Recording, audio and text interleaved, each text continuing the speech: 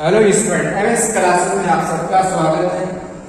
आज हम लोग जो है कक्षा 10 का जो है 5वां लेसन मैथ अध्याय 5 है समांतर श्रेणी।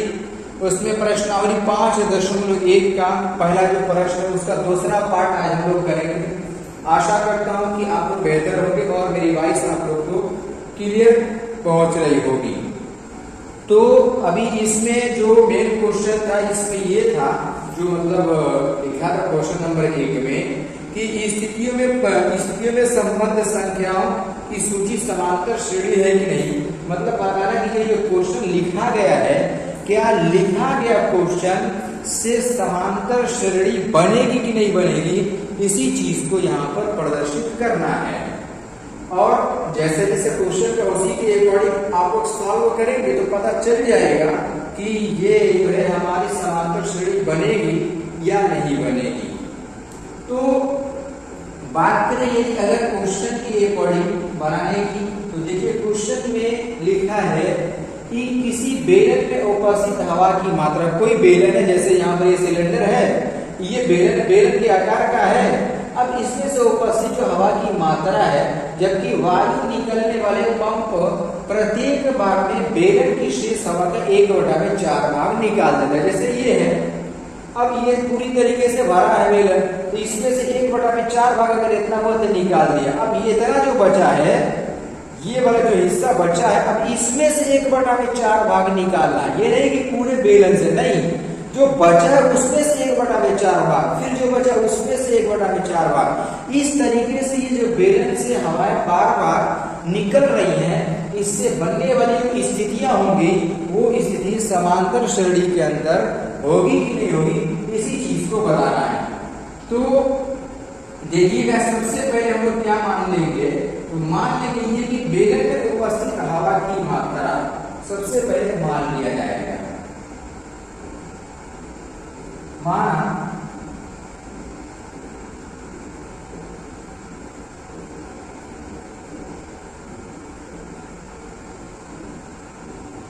बेलन में उपस्थित हवा की मात्रा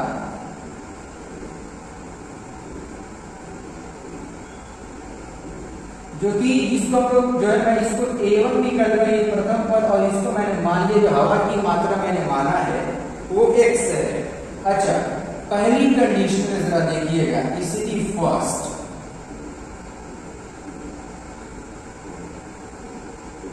स्थिति फर्स्ट में थोड़ा सा इसको स्पष्ट करके लिखिएगा।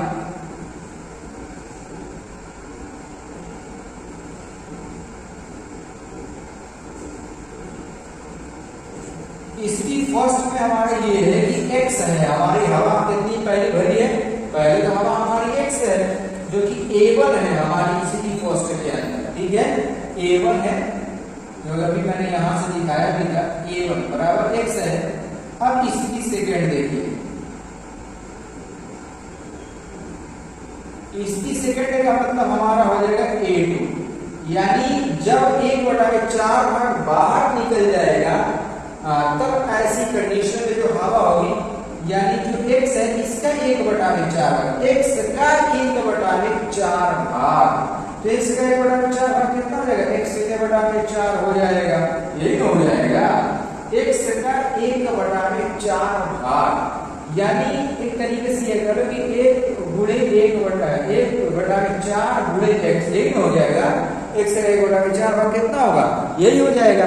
तो यही चीज क्वेश्चन में कह रहा है, तो अब इसी चीज को यहाँ पर प्रदर्शित कर रहे हैं। ठीक, अब देखिए यहाँ पर, तो यहाँ पर जब इसको सॉल्व किया जाएगा तो यहाँ पर ये 4x माइनस x बराबर कितना हो जाएगा, 3x के बटा में 4 हो जाएगा स्थिति सेकेंड में। फिर इसी तरीके से स्थिति थर्ड देख लो जरा,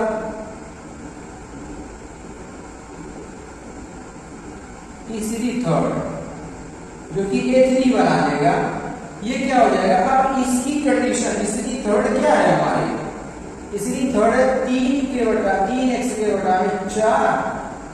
अब ये जो हवा की पहले ये थी, अब इसका 1/4 भाग निकला, इसका इस जो ये हवा जो हो रही है ना, इसका 1/4 भाग निकला, लेकिन पहले ही वाले के हिसाब से 1/4 भाग। या -1/4 और यहाँ पर लगा 3x/4, इसका 1/4 भाग निकला गया। ठीक है, ये चीज ध्यान दीजिए।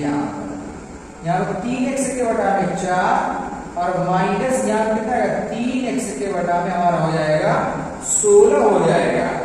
अब इसके बाद हम लोग क्या करेंगे, इसको जो है लवसर लेकर के हल कर लो, तो 16 हो जाएगा। और यहाँ पर 4 से 16 को भागेंगे 4, 4 के 12, ये हो जाएगा 12x माइनस इसका इसमें गुणा कर देंगे। जब इसका इसमें जिसे 16 से 16 कट जाएगा 1 का 3 हो जाएगा 3x, कितना हो जाएगा 9x/16 स्थिति सेकंड में मिल गया। इसी तरीके से अगर स्थिति 4 निकालना है तो वो भी निकाल सकते हैं। देखिए यहाँ स्थिति 4,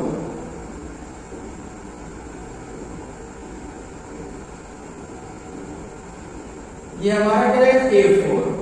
हवा कितनी है 9x/16 माइनस 1/4, इसी का 1/4 होगा, जो यहां पर लिखा रहेगा उसी का 1/4, यानी 9x/16 का 1/4 निकालेंगे। यहाँ पर 9x/16 माइनस इसको हल करो तो यहाँ पर 16 करें 16 जो कितना आएगा 64 और ऊपर हमारा हो जाएगा आपका 9x ही रह जाएगा, ऊपर हमारा 9x रह जाएगा। अब इसके बाद यहाँ पर देखिएगा थोड़ा जो है इसको सॉल्व कर दे रहे, यहाँ पर आगे करके इसको सॉल्व कर दे रहा हूँ। तो यहाँ पर 64 लॉसा हो जाएगा, कितना लॉसा रहेगा हमारा, लॉसा में 64 हो जाएगा। फिर उसके बाद 16 से 64 को डिवाइड करेंगे, कितना है 4 हमारा हो जाएगा यहाँ पर 36 और 36 के साथ x भी लग जाएगा, फिर माइनस यहाँ पर 9x ही हो जाएगा, घटा लीजिए कितना आएगा 27x/64 हो गया। ये जो बना हमारा कितना हो गया 27x/64 हो गया। अब इतना कर लेंगे जब हम लोग, तो इससे हम लोग पहले श्रेणी बना लेंगे। क्या बना लेंगे, श्रेणी। अब जरा देखो, पहले हमारा कितना है x है, फिर उसके बाद हमारा कितना है, देखो यहाँ पर x है, x के बाद हमारा जो है दूसरी कंडीशन में यहाँ पर देखो 3x/4, तीसरी कंडीशन में हमारा यहाँ पर है कि 9x/16 और यहाँ पर हमारा कि 27x/64, ये लिखा गया क्वेश्चन में। ठीक, अब इसमें हम लोग को सबसे पहले क्या करेंगे, सार्वा अंतर निकाल लेंगे, जो कि d निकालना है। d निकालने के बाद हम लोग को पता चल जाएगा ये समांतर श्रेणी है कि नहीं है। तो यहाँ पर देखो d निकालने के लिए d1 कर दे रहा हूं, पहले d1 बराबर इसमें से इसको माइनस कर देंगे, यानी 3x/4 माइनस x। लॉसा ले लो तो लॉसा में आपका आ जाएगा 4 यहाँ पर, और यहाँ पर हो जाएगा कि 3x, यहाँ बटे में 1 है ना, तो 1 से 1 को भाग देंगे 4 आएगा, 4 एक में 4x, यानी माइनस x/4 आ गया पहली कंडीशन में, माइनस x/4। फिर उसके बाद जरा d2 निकालो, तो d2 में हम लोग ये देख रहे हैं कि जब d2 निकालेंगे तब हमारा जो है इसमें से इसको माइनस कर देंगे, यानी 9x/16 और माइनस यहाँ पर 3x/4। अब इसका लसा ले लो जरा, तो ये 16 रह जाएगा और यहाँ पर आप लोग को जो मिलेगा वो 9x माइनस 4 में से 4 से 16 को भाग देंगे 4 है, 4 यहाँ कितना जाएगा 12x, यहाँ पर मिल जाएगी माइनस 3x/16। अब जरा ये देखिए कि d1 और d2 बराबर नहीं हो पा रहा, यहाँ हम लिखेंगे कि d1 does not is equal to d2, d1 और d2 बराबर नहीं है। तो जब d1 और d2 ही बराबर नहीं है तो हमारा ये क्या हो जाएगा, समांतर श्रेणी होगा। तो यहाँ पर हम लोग लिख सकते हैं कि ये समांतर श्रेणी नहीं है। यानी यहाँ पर ये लिख सकते हैं कि क्रमागत पदों का जो अंतर है वो समान नहीं है, अतः संख्याओं की जो सूची है वो समांतर श्रेणी नहीं है। यहाँ पर लिख लीजिएगा।